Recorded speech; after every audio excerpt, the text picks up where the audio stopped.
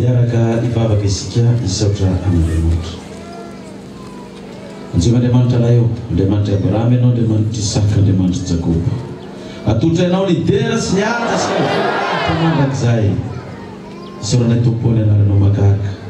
Tantananao ny fiainanay nandritry ny herinandro iny indray. Irovanao nay tamin'ny roloza sy ny ratsy rehetra. Tantananao ny dianay tamin'ny lalana rehetra izay nalehanay. Ka ny herendozy izay tamin'ireny lalana ireny. Dia tonga amin'izao sabata izao indray. Hitondra ny fanatitra sy ny fahafolokarehana sy ireo fanatitra hafa, rano, famorenana, ny radio sy ireo ezaka samy hafa izay natao mba ho mpandrosoana ny fiangonana. Notahinao izay, nambininao izay, dia tsy menatra, tsy nadainga teo anatrehanao, fa nitondra izany araky ny fahamarinana amin'izao sabata izao. Koa raiso izany tompo mba ho antra-kasitrahana amin'ny seza-fiangananao, ka dia ho tanteraka aminao tokoa ny tenin'ny soratra masina izay manome am-pifaliana no sitrak'Andriamanitra. Ary vaako ny varavaran'ny lanitra ka nitsako fitahiana, ianao mbe ampianareo ny dinako fitahiana ho anareo. Ka dia asiako teny mafy ny valala tsy hanimba ny vokatrareo. Dia avanim-boa avokoa izay fidiram-bolanareo. Ny asa mandraraha, ny varotra, ny asa fitaterana, ny fambolena sy ny fiompiana, ny asa tanana, ny asa birao rehetra. Eny fa na dia tsy manana asa ary dia omenao asa sahaza fa isy ny voninahitra ny anaranao. Dia hotahinao ny voakanao sy tsy mba nanapa-tolotra amin'ity sabata ity, amin'ny ity volana vaovao izay miandry anay ity indray. Dia mitenena ary Jehovah Tompo amin'ny alalan'ny vaky-tenin'ny soratra masina fa mihaino indray izay. Anaran'i Jesosy Kristy ilay maty nitsangana, levina nitsangana araka ny soratra masina, mangatahana isy anaovana izany vavaka izany. Ho azy ny deratra amin'izay. Halleluia. Amen. Eny ary dia manatsantsika mba hamonjy toerana. Voalohany indrindra dia arabantsika fiangonana eto Ambohimarina. Tsika fiangonana rehetra manerana ny nosy hatraty ampitan-dranomasina mandray ny afatra indray androany. Arabantsika satria dia ny fakahita teto ihany tsika nandritry ny sabata roa izay telo hatrany collision. Fa zao zany ny sabata hoe tena fanaritava mivantana, fa dia niavatra mivantana avy any amin'ny ampitan-dranomasina any no niditra tamintsika teto na dia sabata ary ny andro. Ary dia tsapa mihitsy fa ny vatana tsy teto fa ny fanahy teto. Ka dia rehefa misy ny amenina dia mafy ny amenina avy any amintsika. Misy ny alleluia dia mafy ny alleluia avy any amintsika. Ary rehefa hoe mite hafa mafy hoe voninahitran'Andriamanitra dia herina mahafinaritra be fa na dia tany aza zay dia nahery satria miendra dia fanavarana. Rehefa mivantana toloteny ny sabata dia ny hariva ilay izy mandeha dia miheny koa izay na ny hariva ary satria dia mahazo tsara ny radiontsika ny amin'ny web radiontsika zany. Dia mba alaovy kely aminay dia aleo ny adresan'ny radiontsika fa amin'ny Frantsa moa izy, fa amin'ny Frantsa fotsiny no sokafana.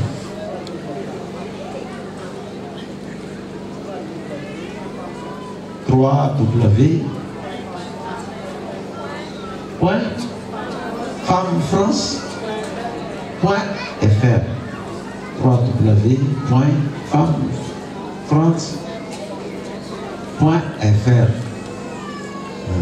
.fr amin'ny farany fa tsy ny .fr ny mandeha aloha zay izy dia afaka mihintsika na any faritany na otrano koa rehefa tsy mahazo radiontsika otrano manana connexion anao dia azo atao. Ny elanelan'ny ora moa zany ny tany fitenana izay nisy anay adiny 5. Ka ilay toloteny zany rehefa sabata hariva mandeha amin'ny 7 alina. Ka raha amin'ny 7 alina zany zay zany ihany manomboka mino azy toky amin'ny 7, amin'ny 9, amin'ny 10, amin'ny 11, amin'ny 12, amin'ny 1. Dia toloteny mandeha amin'ny 7 alina ity zany amin'ny 1 maraina any. Ka ny ora kosa izay tsy manaraka ny oran'ny any fa ny ora te Madagasikara. Ka na dia amin'ny 1 maraina ary ny any famantaranandro mbola amin'ny 9 ihany. dia mbola tsy tia tory zany amin'ny ray maraina satria mbola mivaly zao ny ora any Madagasikara. Dia mandeha ny toriteny zany adiny ray sasany hatramin'ny 7 sasany amin'ny 10. Dia dikan'izany amin'ny ray maraina zany amin'ny 3 maraina zany vao vita ny toriteny. Dia amin'ny 3 maraina zany vao atory vao mitady torimaso amin'izay. Dia manomboka amin'ny 3 maraina zany matory any fa efa mataran'andro any amin'ny 10 aty Madagasikara. Raha matory amin'ny 10 any zany izay. Dia amin'ny 9 maraina amin'ny 10 rehefa aty Madagasikara. Dia amin'ny 9 maraina aty Madagasikara zay ny 10 fa izany any efa amin'ny 1:20 atoandro. Amin'ny 1:20 atoandro izy any. Dia zay zay vao mifono. Hôtely Vatananay dia hoe misy petit déjeuner fa izy io izy manomboka amin'ny 7 ka hatramin'ny 10 maraina no hinanana amin'ny petit déjeuner. Zay nefa ny amin'ny 1:20 atoandro vao taitra efa tsisy tsony fa dia efa sakafo atoandro no hohaninay zany amin'izany. Dia ny hariva indroa ihany mihinana zany satria ny hariva any amin'ny 9 alina zany amin'ny 2 atoandro aty. Dia zay amin'ny 7 mihinana any amin'ny 7 alina tahaka an'ilay fihinanako sakafo atoandro atao mifohy be amin'ny 3 zay mifohy be vao mihinana. Dia ilay sakafo atoandro aty zany sakafo hariva any dia valina koa moa ny andro zany dia ohatr'izay zany ka mihaino miakon'ilay toriteny any satria eritreretiko hoe eto Ambomarina ihany amin'ny toriteny na any azy. Dia na ianareo azy zany misy mitsangana mihitsy amin'ny rina any mitsiry hoe ahoana zany fa tsisy mahaino zany raha tsy mifoto sy manga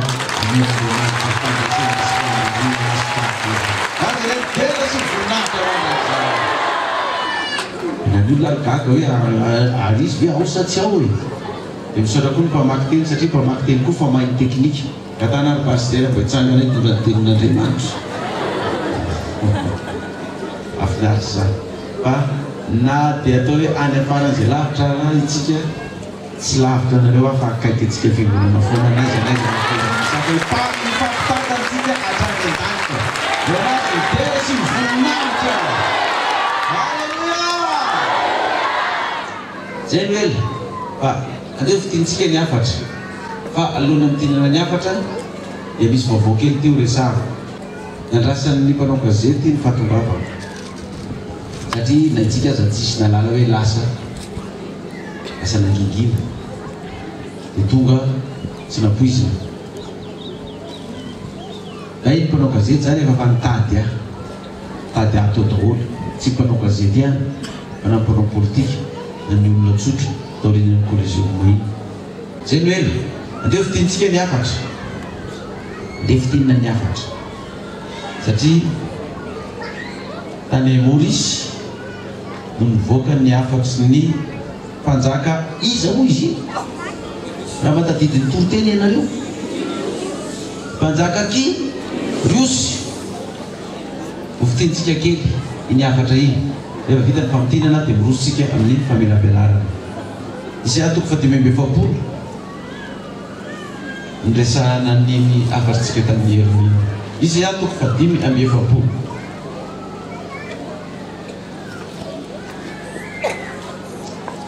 Dia alohan'ny dirantsika ny andininy voalohany sy manaraka mitoko fa 5:20 dia mitoko fa 4:20 andininy 20:20 eo ambony mitoko fa 5:20 ihany ny 20:20 amin'ny Isaia.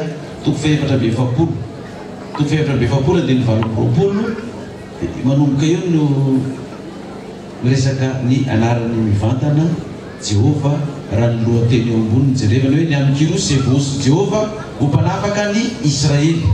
Toy ny andininy 20:20 ary milaza ny Kirosy hoe izy no mpiandry ny ondriko ka izay sitrako rehetra no tanterahiny. Ary izy ianao amin'ny Jerosalema hoe atsangana ianao ary amin'ny tempolo hoe ahorona indray ianao. Toko fa 5:20 andininy voalohany. Zao lazain'i Jehova amin'ny voaosiny dia Kirosy izay nitantanako tamin'ny tanàna ankavanana mba handreseko firenena eo ny lohany. Tsy hamaky ny fehikibo ny mpanjaka mba hamaky varavarana eo lohany ka tsisy rindrina intsony ny vavahaty. I Kirosy dia voalaza eto fa hoe mpiandry ondriko hoy Jehova. Voalaza koa amin'ny toko fa 5:20 andininy voalohany hoe izy no lazain'i Jehova. Izao lazain'i Jehova amin'ny voaosiny dia Kirosy. Dia mipetraka ny fanontaniana iza moa ilay Kirosy dia Kirosy mpanjaka ny Medianina sy ny Persianina. Ka izy milaza antsika fa zany Kirosy zany dia mpiandrindron'ny zanak'Israely. Izy milaza antsika fa zany Kirosy zany dia mpiandrindron'ny Jiosy. Izy milaza antsika fa zany Kirosy zany dia taranaky Abrahama. Dia voalaza ny eto koa fa hoe zao lazain'izay fa voaosiny dia Kirosy. Fiza ny mpaminany nanositra ny Kirosy ho mpanjaka? Elisa sa Ezekela sa Daniel nanositra ny Kirosy ho mpanjaka? Tsisy. I Kirosy zany raha tena marina sady tsy mpiandriondrony zanak'Israely no tsisy mpaminany Jehova zay nirana hoe dano misory i Kirosy. Fa fanoharana ny nasion'Andriamanitra. Fanoharana ny nasion'Andriamanitra ny an'ny Kirosy. Kirosy tsy zanak'Israely, tsy taranaky Abrahama, Medianina izy, Persianina, avy any ny firazanany, Jentilisa zany. Fanatsoan'Andriamanitra io zany. Lazainy hoe io ny andron'ny ondro. Hanangana ny Jerosalema ary ahorona ny tempoly. Io ny natsoan'Andriamanitra. Zay no tantarany amin'ny tany ankavanana ka asika varavarana amin'ny voany lonao. Tsisy andrindrana intsony zany. Dia fanoharana nataon'Andriamanitra. Ary zay ny zavatra nyresantsika foana hatramin'izay ny lalana izay natsoan'Andriamanitra antsika. I pastera Maolona ny tsy Mosesy. Tsy teraka tany Egypte. Efa i Mosesy ny fanoharana nomen'Andriamanitra antsika raha ny aingany tantara avy any Egypte ho any amin'ny tany Kanana. Nitany ranomasina mena, nitany Jordany. Dia tahak'izay koa niakaritsika teo amin'ny tantaran'ny Gideona. Pastera Maolona ny tsy Gideona.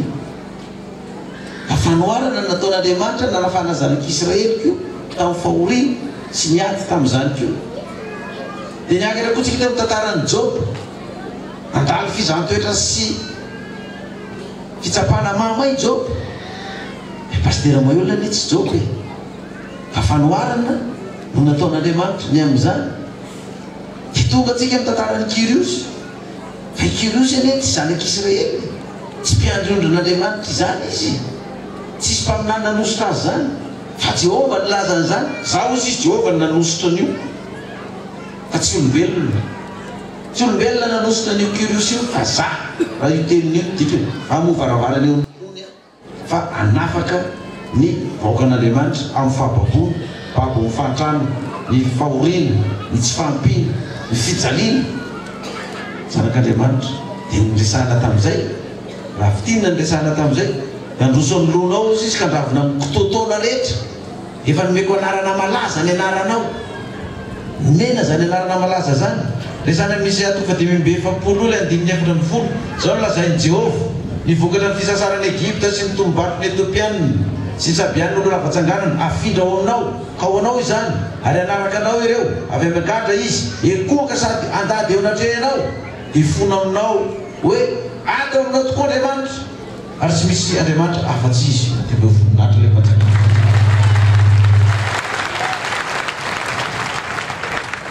Zany ny lalana ny antsoan'Andriamanitra ny Kirosy mpiandry ondry io.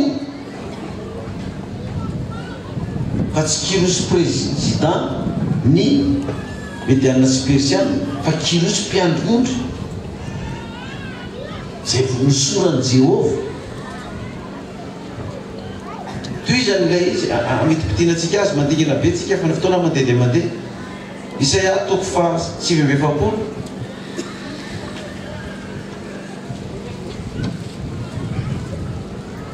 Isaia 7:7. Vovakitsika manomboka ny andininy 7:20. Mpanjaka no rainao, fitaizanao, ary zanakavavin'Andriana no reninao, mampinono anao. Ekoka amin'ny tany eo anatrehanao izy, ka ilelaka mivovoka amin'ny tongotrao, dia ho fantatrao fa izaho no Jehova. ka tsy homenatra zay maninona zay miandry ahy voninahitra le mpanjakany fanjaka alleluia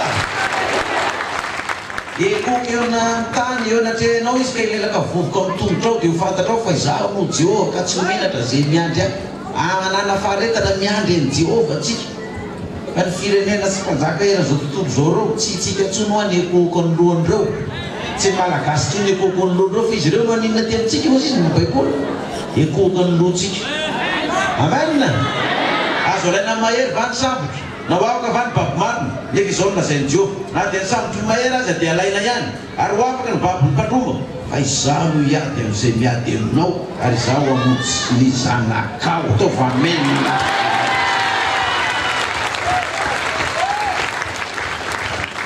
izaho no hiady zay miady aminao i Jehova avilao hiady amintsika zay hiady amintsika rehetrarehetra any fa tsy maninona ka raha mahalisin'ny Jehova ny andriamaniny zareo dia resitsika azo alaina amin'ny mahery vany sambotra hoafaka ve baby marina ho hitatsika zany ho fantana aloha sy Jehova fa zaho no Jehova amin'izany fotoana izany amen fitentsika ihany izy mba azotsika mandroso ahafahantsika mandroso hatrany hatrany Isaia toko faha epolo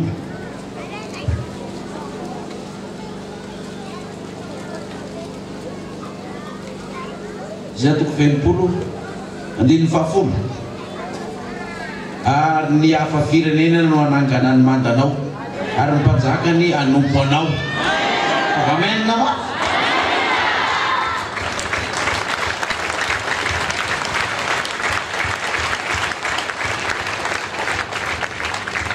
ny hafa firenena no anangana ny mandanao ary ny mpanjakany anompo anao ka tamin'ny fahatezerako namelezako anao ary tamin'ny fitiavako kosa namindrako foto aminao andininy roa amby folo ao levina zay firenena sy fanjakana tsy anompo anao ataova mafy ny ame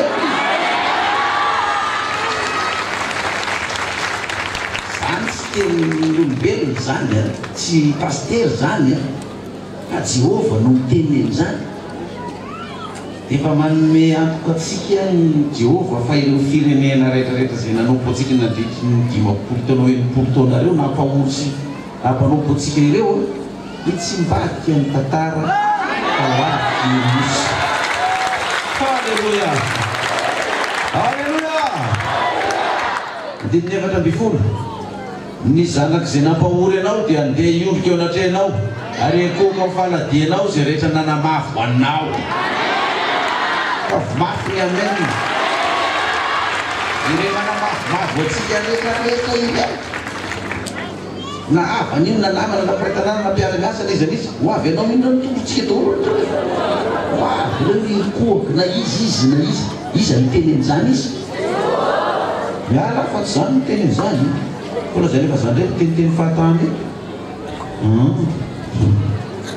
izy atsika izy fa fotoana matety malefa fampitinana moana ataotsika fa misy kely anankiray adiniko ato dia tsara ny ampatsiavana azy atsika kely aratsiny aloha fa minambary ary moa misy loka ka tsy dia mahagaga ihany zany Isaia toko fa efatra amby 50 ny anitarana ny fiangonana sy ny voninahitra ho azony ny anitarana n'inona izy fiangonana sy ny voninahitra ho azony izao no mena andininy faharoa alalao ny toeran'ny lainao ary aoko hoe enjanona ny ambaindainao kaza vela isiketo halavao fenao ary eo reny mafy ny tsy mandainao alalao ny toeran'ny lainao alavao ny kofenao enjanona ny ambaindainao zany ny antony nanorenatsika fiangonana mengezy ary efa mandroso mendroso ary ny fandroso'ny asa ato amin'ny tontolo izao na dia tsy manao MCPI lany ianao mandroso ny asa sa tsy mandroso io ihany ianao tsy anao mandroso daholo ny fanorenana ny fiangonana iarany Madagasikara mandeha daholo izy ihany alalao ny tsy mandainao sy ny ninao sisy ina moa ny antony zany amin'ny tsotra kely Isaia toko faha 7 ny andininy faharoapolo Isaia toko faha 7 ny andininy faharoapolo Isaia toko faha 7 ny andininy roapolo ny zanakao zay efa lasa teo dia mbola ilaza tsofinao hoe tsy omby aloha ty tany ty mikisa kely mba hitoerako na dia efa nahalalana ry zao dia mbola hisy laza hoe tsy omby ahy ihany ty fa mikisa kely hoe voninahitra ilay mpanjaka ny mpanjaka kana zanaky fiangonana rehefa lasa reo izy dia mbola ninona reo izy mbola hiverina reo izy fotoana izay ka rehefa miverina reo mba omeny toerana fa tsy hoe nareo ty andeha any ko mikisa kely iny na mikisa kely iny zay rehefa tsy omby ato fa mbola tena mikisa kely fa tsy omby aty toerana ity mikisa kely fa tsy omby aty veritsika ry amin'ny Isaia toko fa 7:20 Isaia toko fa 7:20 andininy fa 4 5 aza matahotra fa tsy omenatra ianao ary aza mangary ahy fa tsy avela ho afa-baraka ianao mafy omenana dia hoe mbola ho afa-baraka ohatrany tamin'ny 2013 io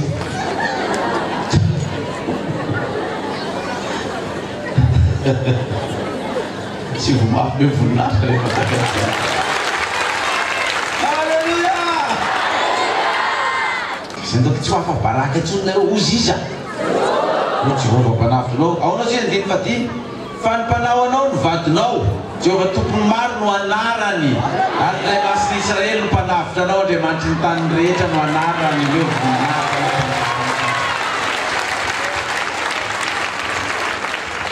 any no ataon'Andriamanitra antsika zany no ataony amintsika andininy 10 Isaia 7:20 andininy 10 anaty efindra aza ny tenibotra anaty hetsika aza ny avoana tsy mba hiala aminao ny famindram-poko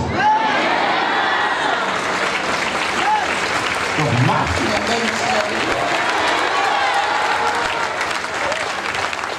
ary tsy tsoka ny faneken'ny fihavanako ho Jehovah mpamindra fo aminao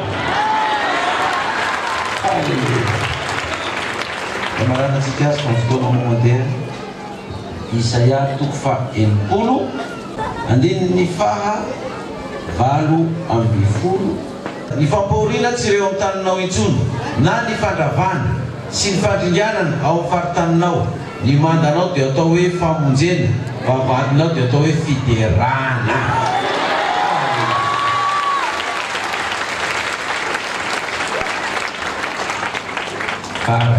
Isaia toko fa 12 andininy 15 Isaia toko fa 12 andininy 15 fa tahaka ny zatovo mampakatra virjina ho vadiny no ampakaram-ponina aminao anao amen ary tahaka ny fifaliany mpampakatra amin'ny ampakariny no ifalian'Andriamanitra ao aminao halleluia amen tena Jehovah mihitsy no ifaly amin'io fampakarana io izy mihitsy no ifaly amintsika avoakan'Andriamanitra andininy 10 projet de société averin'indray mivoavo vavady amboary ny lalana lehan'ny olona asany rato avy ny lalambe atao hoe na lalambe ny tanàna tsisy tariny embouteillage zao lefa mivavaka tsy tsisy atao ny amin'ny deuxième étage na troisième étage andindraiky ambin'ny 10 ino Jehovah efa nanambaratra any amin'ny farany zao tontolo zao nanao hoe lazao miziona zanakavavy ino avy no famonjenanao ino ny valim-pitia-tolony dia ao aminy ary ny valinasa eo anoloany amen lazao miziona zanakavavy ino avy no famonjenan'ny firenena malagasy hoe voninahitra rehefa valim-pitia halleluia zay ny hoe letsika iroso miafatra miafatra nyresahana amintsika ato dia nyresaka amin'ny Marisy Marta ary laza roso jaona toko fa 12 jaona toko fa 12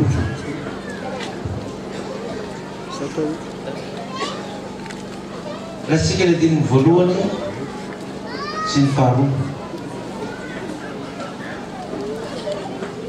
dia rehefa avy eo diantsika ny andininy fahasivy hatramin'ny fahafolo Ary rehefa enemana ny sisa tsy tonga ny Pasika, Jesosy dia tonga tao Betania izay ny toeran'ny Lazarosy ilay natsangany tamin'ny maty. Dia nanao fanasana ho an'i Jesosy tao izy. Ary Marta nanompo fa Lazarosy no anankiray amin'izay niara nipetraka nihinana taminy. Andininy fasivy. Ary vahoaka betsaka tamin'ny Jiosy nalala fa teo izy. Dia tonga teo. Nefa tsy noho Jesosy ihany fa mba hahita any Lazarosy koa ilay natsangany tamin'ny maty. Fa niendry hafaty any Lazarosy koa ny olona mpisorony satria izy no nialany maro tamin'ny Jiosy ka ninony any Jesosy. Misy secret geza be ao namosiny io teny io ny fiangonana malala. Raha miresaka amin'ny vaninandro iainantsika amin'izao vanim-potoana izao ny tantarany Soratra Masina sy ny fiangonana. Tena miresaka ny zavatra iainantsika amin'izao fotoana izao fa saingy izao mila maso apokaliptika ny mahita an'io hoe inona moa no tian'io resahana. Hoe perikopa io ny perikopa Lazarosy ny resahana ato ny toko faharoa ambin'ny folo fa io lazaiko amintsika fiangonana misy fandraisany be da be amin'ny raharaha-pirenena iainantsika amin'izao fotoana zao io. Fa raha tsy maso apokaliptika tsy mahita an'io ajava daholo ny maso fa mila mpahiratina ny maso vao mahita an'io. Any antsika androany jambontsika eto androany fa tsy maintsy mahiratsika eto androany.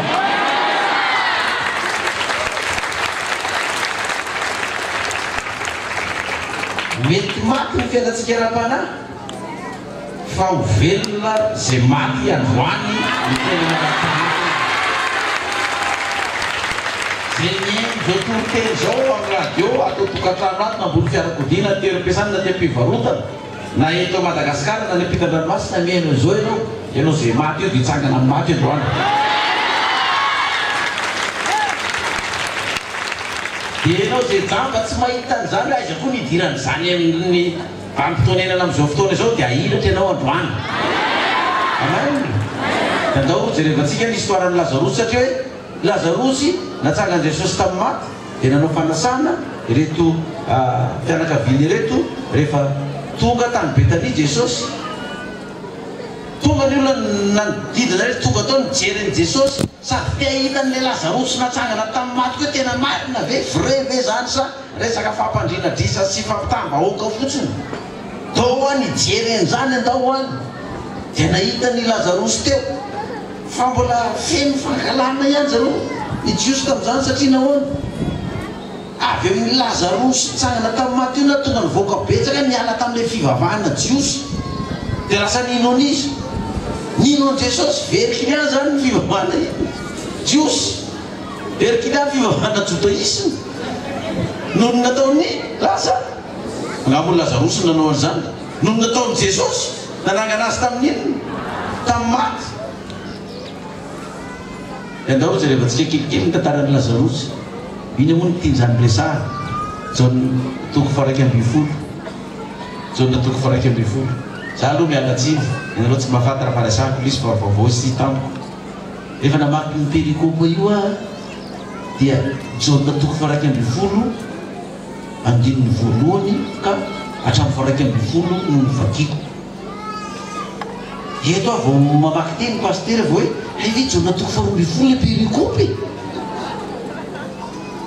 fa jaona toko faraiky ambin'ny folo nijerevako halina dia teatora dia natao dia niverenako ny vakina maraina ihina tianyty resahana Lazarosy maty ty. Eto vao mahita hoe ohatry fangato jaona toko faraiky ambin'ny folo moa izy tsy eo nijery ny perikopy ay roa ambin'ny folo marina ty izy hoe ay le afatra ihany tiany resahana ato ty fa mila maso apokaliptika. Andao jerevantsika hoe inona moa ny tantaran'ny Lazarosy tamin'izy fahavelony dia izy maty tsy izy nitsangana. Inona ny zavatra tranga tao inona ny antony nahafaty an'i Lazarosy jaona toko faraiky ambin'ny folo raisitsika ary ny tantarany satria raha Lazarosy no tena resahana eto. Ndiny voalohany nisy lehilahy anankiray narary nisy lehilahy anankiray narary azo raisiny zany misy fiangonana ray marary ary mbola azo horaisina koa zany misy firenena iray marary. Dia manontany antsika ny firenentsika malagasy salama zao sa marary? Nareo zany misy lehilahy marary firenena iray marary rao tsara ary le tantara dia Lazarosy avy any Betania tanànan'ny Maria sy Marta rahavavy azo lazaina hoe nisy firenena iray marary dia Madagasikara tanànan'izay Pasteur Mayolina sy ny vadiny sy ny rahavavy Maria dia ilay nanosika ny tompo tamin'ny menaka manitra sy namoaka ny tongony tamin'ny volondohany ary Lazarosy anadany no narary ary izy mirahavavy dia naniraka tany amin'i Jesosy ka nanao hoe tompoko indro marary ilay tianao rehefa reniny Jesosy izany dia hoy izy tsy ho fahafatesana no aton'izany aretina izany fa ny ampisehoana ny voninahitr'Andriamanitra mba hankalazana ny zanak'Andriamanitra. Alleluia! Eny tsara izy tsy ho fahafatesana no aton'izany aretina izany fa mba hampisehoana ny voninahitr'Andriamanitra mba hankalazana ny zanak'Andriamanitra. Tsy ho fahafatesana ny aton'izao fahoriana sy aretina mahazo ny firenena mala gasy izao fa mba hanehoana n'inona zany mba hanehoana ny voninahitr'Andriamanitra